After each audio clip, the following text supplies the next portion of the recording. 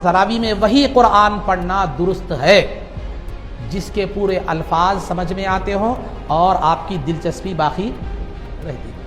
آج ایک مزاج بن گیا، دہے ہیں، 3 شبی شبینہ ہے، 1 شبی شبینہ ہے، بڑے ذوق سے رمضان میں پڑھ رہے ہیں. آپ اپنا جائزہ لے لیجئے، 2 جائزے لیجئے. پہلا تو یہ کہ قرآن سمجھ میں آنا، دوسرا آپ دلچسپی سے ٹھہر سکتے ہیں تو سوا پارہ پڑھیے، نہیں اور ٹھہر سکتے ہیں تو 10 پڑھیے.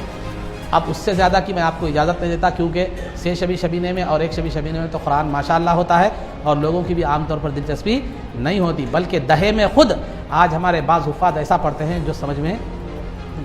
عورتوں کا نماز تراویح ہو یا 5 وقتہ نماز ہو یا جمعہ ہو، کسی بھی نماز میں مسجد کو جانا یا تراویح کی نماز عورتوں کی ہی نماز تراویح کی نماز بنانا یہ مکروہ ہے، تحریمی ہے، یعنی حرام کے قریب ہے. عورتوں کی صرف جماعت بنانا یہ بھی مکروہ تحریمی ہے، اور عورتوں کا کوئی بھی نماز پڑھنے کے لیے مسجد تک جانا یہ بھی مکروہ تحریمی ہے. امام صاحب کیا کرتے ہیں؟ سجدے کا اعلان کرتے ہیں بعض جگہ، اور میرے نزدیک مصلحت یہ ہے کہ نہیں کرنا بہتر ہے. اس وقت تھوڑی سی آواز تبدیل کر لیں تو کافی ہے، لوگوں کو سمجھ میں آ جائے گا. تراویح سرکار کتنے پڑھتے تھے؟ 20 رکعت سرکار سے تراویح.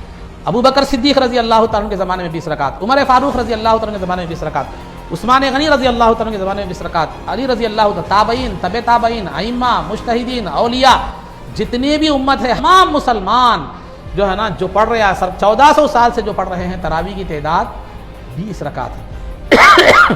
تراویح کی تعداد 20 رکعت ہے. 8 رکعت والی جو نماز ہے وہ تراویح کی نہیں ہے بلکہ تہجد ہے، کیونکہ بی بی عائشہ سے پوچھا گیا کہ سرکار کا عمل رمضان میں اور رمضان کے علاوہ میں سرکار کی رات کی عبادت کیا تھی.